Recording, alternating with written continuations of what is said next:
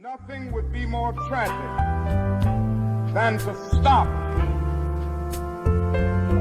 at this point in Memphis.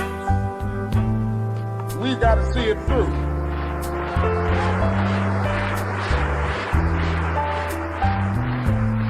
When we have our march, you need to be there. If it means leaving work, if it means leaving school, be there.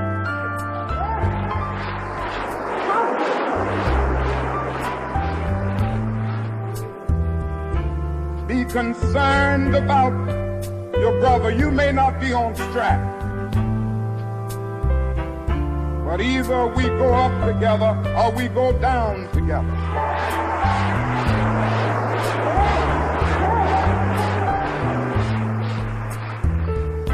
Let us develop a kind of dangerous unselfishness. One day a man came to Jesus. He wanted to raise some questions about some vital matters of life. Points he wanted to trick Jesus and show him that he knew a little more than Jesus knew and throw him off base. Now that question could have easily ended up in a philosophical and theological debate. But Jesus immediately pulled that question from midair and placed it on a dangerous curve between Jerusalem and Jericho. He talked about a certain man who fell among thieves. You remember that a Levite, the priest passed by on the other side, they didn't stop to help him. Finally, a man of another race came by. He got down from his beast, decided not to be compassionate by proxy, but he got down with him, administered first aid, and helped the man in need. Jesus ended up saying this was the good man, this was the great man, because he had the capacity to project the eye into the thou and to be concerned about his brother. Now, you know, we use our imagination a great deal to try to determine why the priest and the Levite didn't stop. At times we say they were busy going to a church meeting, an ecclesiastical gathering, and they had to get on down to Jerusalem so they wouldn't be late for their meeting. At other times, we would speculate that there was a religious law that one who was engaged in religious ceremonials was not to touch a human body 24 hours before the ceremony. And every now and then we begin to wonder whether maybe they were not going down to Jerusalem, down to Jericho rather, to organize a Jericho Road Improvement Association. That's a possibility. Maybe they felt that it was better to deal with the problem from the causal root rather than to get bogged down with an individual effect. But I'm going to tell you what my imagination tells me. It's possible that those men were afraid. You see, the Jericho Road is a dangerous road. I remember when Mrs. King and I were first in Jerusalem. We rented a car and drove from Jerusalem down to Jericho. And as soon as we got on that road, I said to my wife, I can see why Jesus used this as the setting for his parable. It's a winding, meandering road. It's really conducive for ambushing. You start out in Jerusalem, which is about 1,200 miles, or rather 1,200 feet above sea level. And by the time you get down to Jericho, 15 or 20 minutes later, you're about 2,200 feet below sea level. That's a dangerous road. In the days of Jesus, it came to be known as the bloody paths. You You know, it's possible that the priest and the Levite looked over that man on the ground and wondered if the robbers were still around. Or it's possible that they felt that the man on the ground was merely faking. And he was acting like he had been robbed and hurt in order to seize them over there, lure them there for quick and easy siege. So the first question that the priest asked, the first question that the Levite asked was, if I stop to help this man, what will happen to me?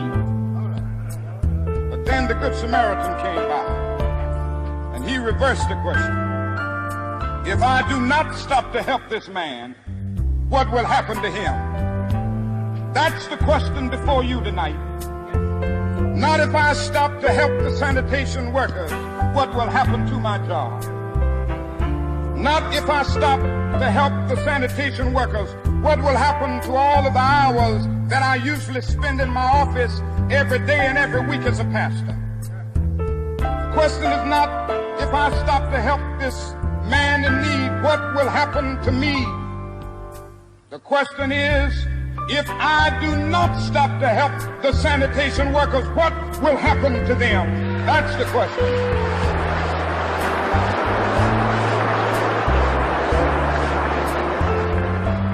Let us rise up tonight with a greater readiness. Let us stand with a greater determination. Let us move on in these powerful days, these days of challenge, to make America what it ought to be. We have an opportunity to make America a better nation. And I want to thank God once more for allowing me to be here with you. You know, several years ago I was in New York City autographing the first book that I had written. While sitting there autographing books, the minute black woman came up, the only question I heard from her was, "You, Martin Luther King?" And I was looking down writing and I said, "Yes."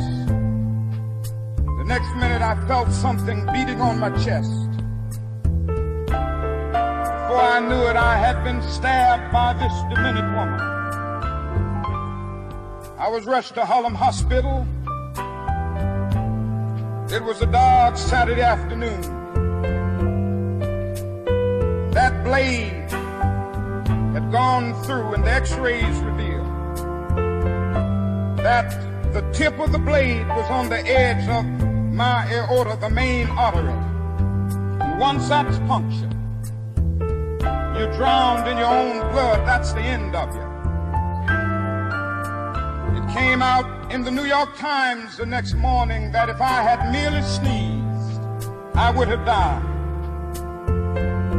Well, about 4 days later, they allowed me, after the operation, after my chest had been opened and the blade had been taken out, to move around in the wheelchair in the hospital. They allowed me to read some of the mail that came in, and from all over the states and the world, kind letters came in. I read a few, but one of them I will never forget. I had received one from the president and the vice president. I've forgotten what those telegrams said. I'd received a visit and a letter from the governor of New York, but I've forgotten what that letter said. But there was another letter. It came from a little girl, a young girl, who was a student at the White Plains High School. And I looked at that letter and I'll never forget it. It said simply, "Dear Dr. King, I am a 9th grade student at the White Plains High School."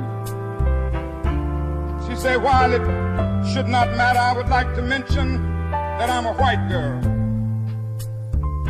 I read in the paper of your misfortune and of your suffering. And I read that if you had sneezed, you would have died. I'm simply writing you to say that I'm so happy that you didn't sneeze. And I want to say tonight,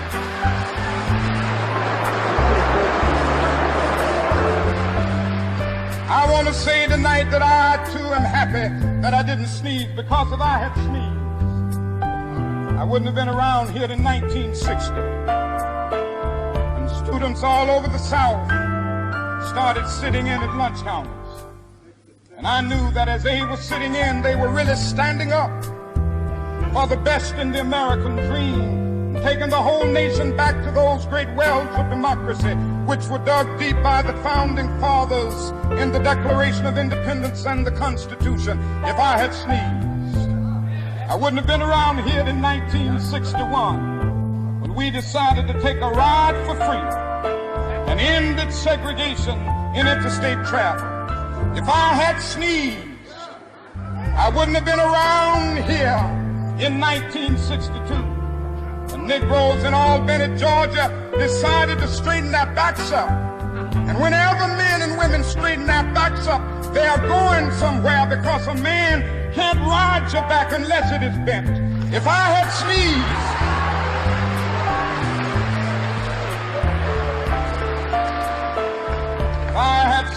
I wouldn't have been here in 1963.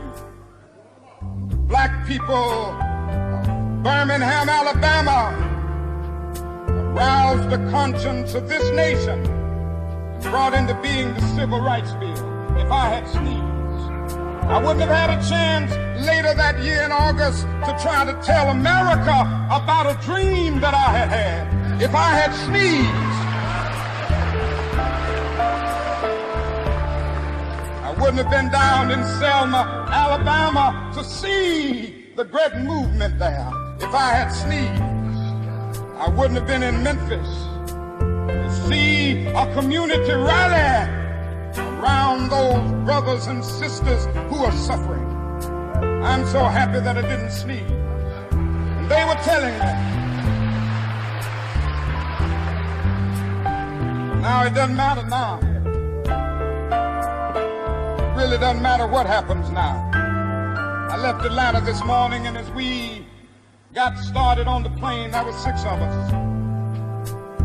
The pilot said over the public address system, "We are sorry for the delay, but we have Dr. Martin Luther King on the plane, and to be sure that all of the bags were checked, and to be sure that nothing would be wrong on the plane, we had to check out everything carefully.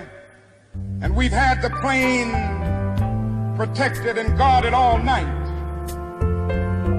And then I got into Memphis, and some began to say the threats. I talk about the threats that were out. What would happen to me from some of our sick white brothers. Well, I don't know what will happen now. We've got some difficult days ahead.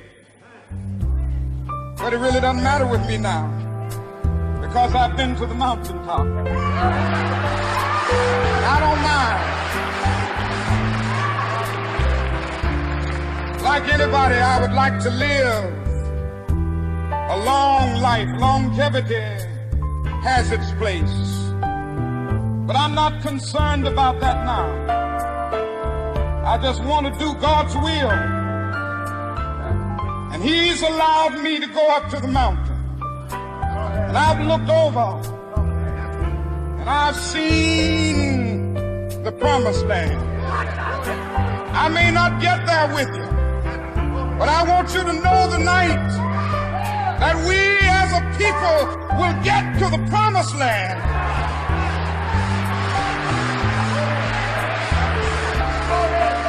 So I'm happy tonight. I'm not worried about anything. I'm not fearing any man. Mine eyes have seen the glory of the coming of the Lord.